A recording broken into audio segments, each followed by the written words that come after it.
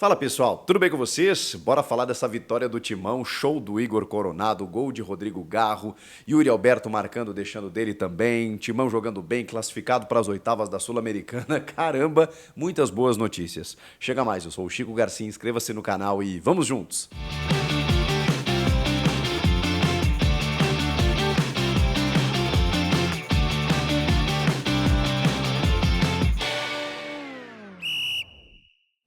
Bora se inscrever no canal? Faltam 10 mil pra gente bater a meta de 1 milhão. Eu conto muito com a sua ajuda, tá? Um likezão também. Bora? Vamos lá, vamos falar do Timão e dessa vitória acachapante, consistente sobre o Racing do Uruguai. Muita gente menospreza o Racing, né? Ah, é o Racing genérico, Sul-Americana tem um nível inferior. Tem muita gente sofrendo aí na Sul-Americana, o Inter é prova disso. Tudo bem, tem um contexto aí complicado agora nesse momento, depois da parada aí dos clubes gaúchos, mas o Racing fez campanha, gente, nesse grupo. Num grupo que tinha Argentinos Júniors, por exemplo, que é muito mais tradicional. E se o Racing fez 11 pontos no grupo, eu acho que não dá para menosprezar. E o Corinthians foi lá e venceu com autoridade, jogando um futebol primoroso dentro de uma escalação que me parece ser a ideal nesse momento. E aí preciso falar do Igor Coronado, né? Fiz uma figura dizendo que, bom, primeiro que ele jogou mais de 80 minutos, né? E depois disso chegou no vestiário e provavelmente tirou o nó da sua gravata, pendurou o paletó, a sua calça social, mais o sapato, porque jogou de terno, né? Desfilou no gramado, comandou o time do meio para frente, num modelo tático diferente, mas nem tanto, do Antônio Oliveira. Por quê? Porque ele escala o Carlos Miguel no gol, na direita o Fagner, que depois saiu machucado no primeiro tempo, até preocupa um pouco, entrou o Mateuzinho, na esquerda o Hugo, que vem crescendo, evoluindo, a gente vem falando isso constantemente, mas é impressionante a evolução desse rapaz. Ele tem ele está recompondo com muita qualidade, né? Ele salva uma bola no primeiro tempo, né? Num cruzamento que vem da esquerda, em que ele antecipa e faz a leitura correta do jogo. Ele começa a participar do jogo dos volantes. Ele está com uma obediência tática muito interessante no jogo. O Hugo tem limitações, isso é fato. Acho que ele percebeu isso, entendeu isso, começou a seguir as orientações do Antônio e hoje ele é uma peça, diria, fundamental no sistema tático do Antônio, porque o Fagner ou o Mateuzinho, eles avançam muito mais. E o Hugo, ele participa ou da construção ou da recomposição. Ele não é um cara espetado, não é um cara que vai à linha de fundo, mas é um cara que muitas vezes até aparece para finalizar. Dentro das suas limitações, ele faz o feijão com arroz muito bem feito. O Hugo tem merecido elogios, a gente precisa falar sobre isso. Ranieri, um monstro gigante abrindo o meio campo, e aí você tem Rodrigo Garro, Breno Bidon e Igor Coronado. Não numa ponta de um losango como eu imaginei inicialmente, mas aberto pelo lado direito, exatamente na vaga do Romero. Wesley pela esquerda, que fez mais um grande jogo. Como está evoluindo o Wesley, como tá ganhando outro tamanho de jogador o Wesley. Ele tá com muita ousadia, ele está com muita confiança para partir para cima dos adversários, para fazer um contra um, para fazer jogadas. E realmente tá fazendo a diferença, né? Tá fazendo a diferença, tanto que o gol do Yuri Alberto, né? O segundo gol do jogo é de uma jogada do Wesley pelo lado esquerdo, né? Quem vai à linha de fundo, e aí ele tá aumentando o repertório, né? Porque o Wesley, normalmente ele ameaçava ir para a linha de fundo, cortava para dentro e ou chutava ou cruzava, mas dificilmente ele ia na profundidade e fazia o cruzamento. Provavelmente orientação, treinamento, e ele vem evoluindo a cada dia, esse menino que dificilmente não vai sair na metade do ano, né? Mas a gente espera que ele continue aí pelo menos até o final da temporada, porque vai desconfigurar o ataque do Corinthians se hoje o Wesley sair. É titular absoluto, é impressionante como está bem. O Yuri Alberto na centroavância e, como eu disse, o Coronado pelo lado direito. Eu imaginei até que o Coronado estava um pouco deslocado no começo do jogo, que eu pensei assim, poxa vida, por que o Coronado está ali pelo lado direito do campo? Pô, o cara é um meia, né? Deixa ele circular mais. E aí eu comecei a perceber que ele estava fazendo isso. Ele participava de triangulações, especialmente quando o Fagner subia, e já tocando na bola e construindo jogadas ali pelo lado direito. E o Garro, que é um cara que volta um pouco mais, muita gente até critica ele, reclama que ele volta muito, né, que o Garro joga muito atrás, mas isso é função dele também, ou pelo menos característica. O Garro gosta disso, ele gosta de ter a bola no pé, ele gosta de buscar o jogo. E quando ele faz isso, o Bidon sobe. E hoje ele tinha o Coronado ainda. Então, o jogo do Garro, na minha opinião, potencializou.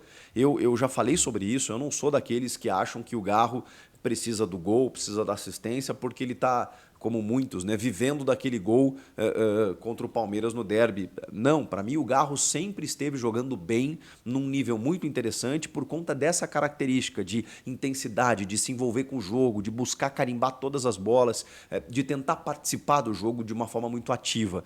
E com o Coronado facilitou ainda mais, porque muitas vezes eles trocaram de posição, o Coronado caiu mais por dentro, o Garro abriu mais um pouco, eles se alternaram na armação do jogo, com características totalmente diferentes, mas eles se complementaram. O Garro, um cara que, como eu disse, intensidade buscando o jogo, mais dinamismo, e o Coronado não foi também um cara posicionado, um cara mais parado, dando tapa na bola, meio que com a mão na cintura. Não, não foi esse cara não, mas ele ocupou uma faixa central um pouco mais restrita. E aí, quando ele teve liberdade, ele também foi ocupando aos pouquinhos o seu espaço. Foi assim, ele começando como titular, jogador que estava tendo uma dificuldade de ter sequência, já falamos sobre isso, ele sofreu adaptações vindo para o futebol brasileiro, vindo de um outro cenário, inclusive, então ele precisava ter uma sequência, e acho que pode ter essa sequência a partir de agora, porque ele 100% fisicamente pode fazer jogos como esse que ele fez essa noite na Neoquímica Arena. E o gol que ele faz apenas premia a sua atuação, né? Num passe maravilhoso do Breno Bidon. Aliás, o Breno Bidon é impressionante, cara. Eu cada vez que vejo esse menino jogar, fico encantado com a maturidade dele, né? Com a desenvoltura dele. E pode parecer até um passe meio bobo, né? Ah, só porque ele virou a cara pro lado e deu um passe. Não, cara.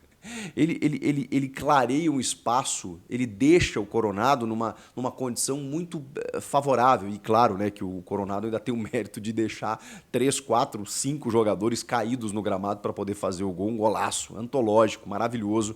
Gol de quem tem muita qualidade, porque ele percebe, ele tá com a bola dominada, ele vai em direção à área, ele é um meia, ele mesmo falou, ele não tem o gol, né? Ele não se preocupa com o gol. Mas, cara, quando a jogada se ofereceu, ele foi indo e você vê que ele estica a perna e dá um último toque para tirar o jogador, cara, e ele vai derrubando 1-1 até chegar na frente do goleiro e fazer um gol com muita categoria, né? Só tirou do goleiro e colocou no cantinho. É um jogador que a gente sabe da capacidade técnica que ele tem. Faltava apenas a condição física. Tomara que ele tenha sequência aí, porque olha, esse time encontrado pelo Antônio, ele tende a encaixar muito mais. E olha que num primeiro jogo mostrou todo esse entrosamento, pô, pelo amor de Deus. O Coronado tem uma capacidade, além de tudo isso que eu já falei, de se desmarcar muito fácil, né? Então, muitas vezes o jogo estava congestionado, o Racing começou o jogo de uma forma muito física, batendo inclusive, e ele tem uma capacidade de se desmarcar impressionante. Muitas vezes o Bidon pegava a bola ou o Garro, daqui a pouco, num movimento, ele estava livre, dentro de um espaço, e aí ele recebia essa bola. Quando ele recebia essa bola, ele fazia o time jogar. Ele comandou as ações do meio para frente, com muita qualidade, ele deu um passe de 3 dedos no final do jogo, achando o Wesley pela esquerda. Ele fez uma inversão de jogo no primeiro tempo, daqui para o Wesley também, lá para o outro lado, buscando o Wesley a todo instante, né? Você vê em inversões, em leitura de jogo. O jogador de outra turma, ele é diferente, ele só precisa estar bem fisicamente. E por conta do nosso futebol, do nosso calendário, ele demorou um pouquinho. Acho que agora a tendência é seguir. Claro que a gente tem muita coisa para falar daqui para frente em termos de elenco, porque do 1 ao 11 me parece que um time muito bacana, que pode bater de frente com gente grande, inclusive, com time grande.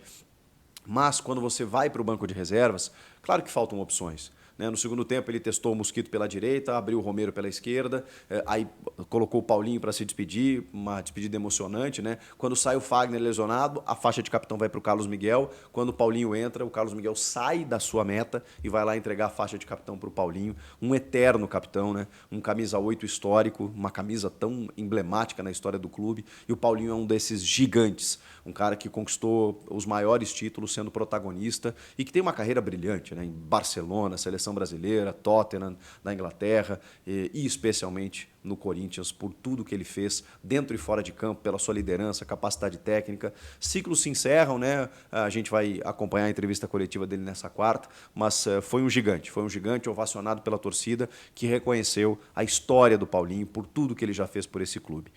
E aí o Paulinho entra no lugar do Bidon, o Garro joga mais atrás e o Paulinho um pouco mais à frente, até pela sua condição física, né, de chegar um pouco mais próximo da área, tentar fazer um gol, quem sabe. E o Pedro Raul também entra na parte final, esse não está vivendo uma boa fase, diferentemente do Yuri Alberto, né, que eu falei que fez o segundo gol, tem muita gente que acha que foi contra, eu acho que ele antecipou e tocou na bola, 13º gol dele na temporada, que fase, hein, do Yuri Alberto, perdeu um gol também, né, no primeiro tempo, ele vai tentar driblar o goleiro vai bem, e o primeiro gol foi do Rodrigo Garro, né? Estou invertendo um pouco aqui a lógica, mas falando de individualmente, coletivamente do time, do jogo, o Garro estava precisando desse gol, né? Estava falando sobre a atuação dele e que gol maravilhoso, né? Um gol numa cobrança de falta que é difícil de ser feita, né? No ângulo oposto, com muita qualidade, tirando de todo mundo.